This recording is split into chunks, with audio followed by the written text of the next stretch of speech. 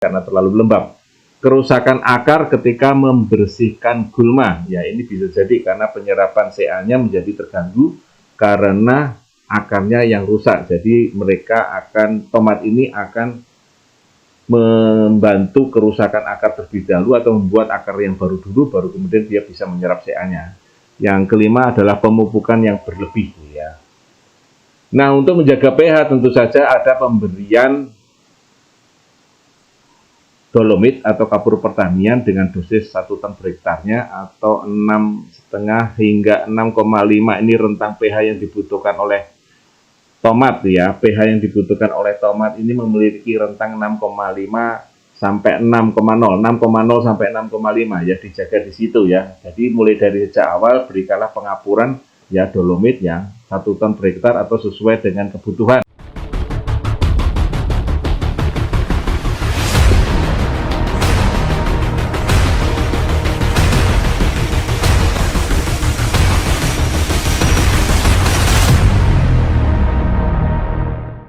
Semangat pagi, mitra-mitra, sahabat-sahabat agro dimanapun Anda berada. Ada pertanyaan pada saya itu tadi tentang tomat pantat hitam atau blossom end root atau BER, ya, yang bertanya kepada saya, dan inilah jawaban saya tentang tomat yang berpantat hitam atau blossom end root, ya.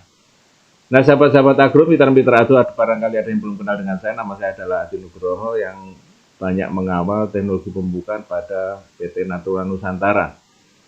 Sahabat-sahabat agro, mitra-mitra agro, dimanapun Anda berada, blossom end root ini atau BER ini bukanlah penyakit, ya. Bukanlah penyakit, ya. Coba kita lihat, ya, kalau tanaman tomat kita terguyur oleh air hujan di permukaannya, kemudian setelah reda hujan tadi akan reda, maka air hujan tadi mengumpul di bagian pantatnya, dan ini menyebabkan sel kulit pada bagian bawahnya turgid atau melunak. Nah, setelah cuacanya panas, maka terjadi plasmolisa atau lisis, ya, sel-sel itu akan mengalami kerusakan dan terjadilah BER atau blossom end root atau pantat hitam pada buah tomat. Inilah kejadiannya adalah seperti ini, teman-teman dan sahabat-sahabat agro. Ya, kembali ke BER, ya, bukanlah penyakit tetapi karena kekurangan unsur utamanya yaitu kalsium atau Ca. Karena pada tomat dibutuhkan kalsium dalam jumlah banyak, terutama pada tanaman mudanya. Dan jika kekurangan maka akan meninggalkan bekas yang khas pada bagian pantatnya seperti gambar, yaitu pantatnya akan berwarna hitam, ya, karena tomat pada bagian pantatnya begitu kena hujan tidak kuat untuk menahan, kulitnya tidak kuat untuk menahan serangan air hujan, ya, yang ditinggalkan pada bagian pantatnya atau yang menempel pada bagian pantatnya. Nah, untuk gejala-gejala kekurangan yang lainnya ini bisa kita lihat pada daunnya, yaitu kekurangan Mg, daunnya seperti itu, ya, bercak bergaris kuning seperti itu, kekurangan S, kekurangan N, P, K, Ca, ya, boron, Zn, Mo, dan sebagainya. Ini Bapak Ibu bisa lihat di sini, mitra-mitra semua, ya. Ini adalah ciri-ciri kekurangan unsur hara mikro, ya. Nah, Ca ini dibutuhkan dalam cukup jumlah yang besar, ya, sebagai pupuk dasarnya, karena kalau kita hitung, ya, kebutuhannya per hektarnya bisa mencapai 126 kilo, ya, khusus untuk kalsium atau Ca-nya itu sendiri. Dan kalau kita menggunakan dengan dolomit, maka bisa sekitar 485 kilo per hektarnya. Ya, ini hitung-hitungan secara kasar saja. Lalu sumbernya Ca itu dari mana saja? Ya, bisa dari kulit telur, ya. Tapi kalau dalam jumlah 1 hektar tentu saja sangat merepotkan, ya. Bisa juga dengan menggunakan dolomit atau kalsium magnesium karbonat, ya, atau kapur pertanium, ya, dengan CaCO3, ya. Kemudian kalsium nitrat, ya. Cuman sayangnya di sini biasanya sangat higroskopis, jadi seperti urea begitu kita buka sebelum kita sebarkan biasanya langsung banyak yang menjadi cair, ya, nama pasarnya adalah kalsinit. Kemudian kita menggunakan dengan TSP, ya, triple super fosfat, ya, ini bisa kita gunakan juga sebagai sumber Ca untuk tanaman tomat. Lalu gejalanya bagaimana BER ini? Ya biasanya tadi sudah disampaikan pada saat musim hujan, ya ini bisa terjadi pada saat musim hujan ataupun kemarau. Ya kalau pada saat musim hujan, teorinya adalah seperti yang tadi saya sampaikan di depan, pada saat musim kemarau sama, bagian pantatnya biasanya diserang terlebih dahulu di fase pertumbuhan atau buah muda. Dan ini biasanya diawali dengan bintik bulat berwarna hijau gelap pada bagian bawah atau pantatnya. Kemudian berlekuk, berwarna coklat kehitaman dan lama-lama membusuk. Dan bagian yang berbintik coklat kehitaman tadi terasa kasar dan lembab bila teraba. Dan ini biasanya akan ditumbuhi oleh jamur berwarna putih kekuningan. Dan kemudian tomat tadi berwarna kuning lalu merah masak sebelum waktunya lalu membusuk. Penyebabnya yaitu tadi saya katakan mirip seperti antraknus, tetapi ini bukan antraknus, tetapi ini adalah kekurangan kalsium atau Ca atau penyakit fisiologis ya. Jadi bukan penyakit karena jamur. Jamurnya adalah penyerta. Nah, Ca atau kalsium ini dibutuhkan dalam jumlah yang cukup pada tanaman-tanaman muda untuk menjaga pertumbuhan sel-sel tanamannya. Ya, jaringannya akan rusak meninggalkan bekas pada bagian pantat.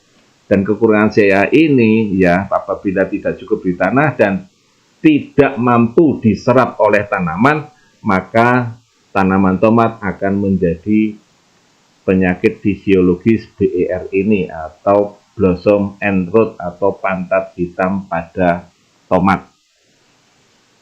Nah, penyebabnya apa? Ya, ada beberapa. Yang pertama adalah pH tanah terlalu rendah atau asam. Ya, ini kalau terlalu rendah maka penyerapan unsur Ca-nya terganggu sehingga pH mesti dinaikkan. Terlalu menggunakan banyak nitrogen atau urea ya ataupun NPK. Ya, atau mungkin ini tanah bekas tanaman padi yang sebelumnya menggunakan banyak urea, maka sekarang kita menanam tomat, nah nitrogen itu tertinggal di dalam tanah. Kemudian fluktuasi kelembapan tanah, ya ini karena terlalu lembab. Kerusakan akar ketika membersihkan gulma, ya ini bisa jadi karena penyerapan Ca-nya menjadi terganggu karena akarnya yang rusak. Jadi tomat ini akan membantu kerusakan akar terlebih dahulu atau membuat akar yang baru dulu, baru kemudian dia bisa menyerap Ca-nya. Yang kelima adalah pemupukan yang berlebih. Ya. Nah, untuk menjaga pH tentu saja ada pemberian dolomit atau kapur pertanian dengan dosis 1 ton per hektarnya atau 6,5 hingga 6,5 ini rentang pH yang dibutuhkan oleh tomat ya. pH yang dibutuhkan oleh tomat ini memiliki rentang 6,5 sampai 6,0 sampai 6,5 ya, dijaga di situ ya. Jadi mulai dari sejak awal berikanlah pengapuran ya dolomit ya 1 ton per hektar atau sesuai dengan kebutuhan. Ya kalaupun tidak ada alatnya minimal ya diberikan antara 300 hingga 500 kilo per hektarnya. Yang berikutnya adalah pemupukannya yang seimbang, artinya jangan terlalu banyak memberikan nitrogen pada tanaman karena ini akan menghambat penyerapan unsur Ca. Sebaiknya nomor 3 adalah menggunakan dengan mulsa plastik ini untuk menjaga kelembapan tanahnya menjadi stabil terutama pada musim hujan atau musim pada saat ini yang sekarang ini mohon maaf banyak terjadi hujan di mana dalam tanda kutip adalah sebetulnya ini adalah musim kemarau tapi masih ada hujan ataupun masih banyak hujan sehingga ini akan menyebabkan tanaman tomat kita BER atau pantat hitam. Pemberian pupuk sesuai dengan kebutuhan ini sangat membantu ya supaya tidak terjadi pH-nya terlalu asam atau penyerapan Ca-nya menjadi optimal ya karena Ca tidak bisa diserap secara cepat. Nah, ini adalah anjuran dolomit ya, apabila pH-nya 4 maka disarankan adalah 10,24 ton per hektarnya, sedangkan kalau 6 750 kilo per hektarnya ya. pH-nya 6 750 kilo per hektarnya atau 0,75 ton per hektarnya. Ya, ada dua jenis ya, ada yang padat dan ada yang cair ya. Digunakan kalau yang padat adalah ditaburkan, sedangkan yang cair bisa diaplikasikan dengan disemprotkan. Nah, ini adalah pemupukan susulannya ya, ada berbagai macam ataupun ragam cara pengocorannya. Nah, ini adalah salah satu cara pengocoran untuk 50 tanaman ya. dengan diambil 1 gelas per 250 ml-nya ya. Ini seperti ini bisa dilihat ya, dengan menggunakan NPK, KNO3 merah, KNO3 putih ya. Totalnya adalah 300 untuk 10 hari setelah tanam, 350 setelah 20 hari setelah tanam, 390 setelah 30 hari setelah tanam, 400 pada usia 40 hari setelah tanam, dan 430 setelah 60 hari setelah tanam. Lalu bagaimana dengan penggunaan teknologi nasanya? Ya bisa kita awali karena tanaman tomat ini adalah tanamannya rentan terhadap jamur juga ya, maka alangkah baiknya kalau kita menggunakan dengan pupuk kandang ataupun pupuk-pupuk alam yang lainnya ataupun pupuk dari ternak ya. Ini sebaiknya ambillah yang sudah jadi atau yang sudah di atas 5 bulan ke atas, yang sudah jadi, tidak berbentuk, tidak berbau, dan tidak berasa. Ya, campurkan dulu dengan glio, kemudian fermentasikan kurang lebih sekitar 1 minggu atau 2 minggu, baru kemudian diberikan di awal. Kalau tidak menggunakan pupuk kandang ya, tentu saja kita bisa menggunakan awal tanam ini 6 kg Supernasa ataupun 5 sak granul ya, ditambah dengan 8 sampai 10 kg glio ya, untuk menjaga supaya serangan jamur dari sejak awal bisa kita atasi ya. Kemudian 10 hari setelah tanam kita bisa berikan 3 tutup nasa dan hormoniknya ya, 3 tutup campuran. Terlebih dahulu nasa dan hormoniknya kita campur terlebih dahulu, baru kemudian kita ambil 3 tutup ya, 3 tutup per tangki 15 liter. Andai kata tangkinya di atas 15 liter bisa kita tambahkan 1 tutup lagi. Kemudian di awal tanam 20 hari, 30 hari ya, 40 hari ini masih bisa kita semprotkan ya VOC nasa dan hormonnya sampai 60 hari setelah tanam dengan 4 tutup per liter air. Nah, power bisa kita berikan di usia kurang lebih sekitar 30 hari setelah tanam. Ini dosisnya adalah 3 sampai 6 kg power nutrisi ya, bisa kita aduk dengan air, kita siramkan, atau bisa juga kita dengan menggunakan free top 2 sampai 3 gram per liter airnya ya, kita semprotkan. Untuk mencegah jamurnya, ini tadi sudah disampaikan di awal tanam ya, karena memang tomat ini adalah tanaman yang berbatang lunak dan mudah terserang oleh jamur, maka glio ini menjadi sangat penting ya, diberikan dari sejak awal. Kemudian bisa juga dicampur dengan klorin untuk mencegah bakteri. Jadi glio ini disarankan untuk ditaburkan ya, ditaburkan atau disiramkan ya, bersamaan dengan pemupukan atau disiramkan tersendiri pada saat kocoran ya, untuk mencegah adanya jamur ya.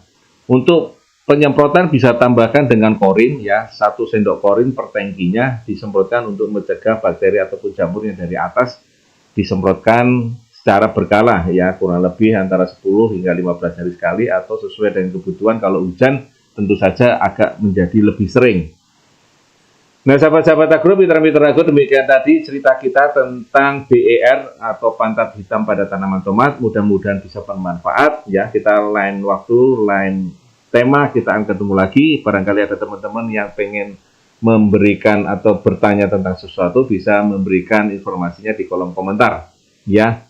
Ataupun pengen mendapatkan tema tertentu, silakan hubungi saya ya, atau mungkin tulis di kolom komentar. Terima kasih telah melihat video ini, mudah-mudahan bermanfaat ya. Tetap semangat dan semangat pagi.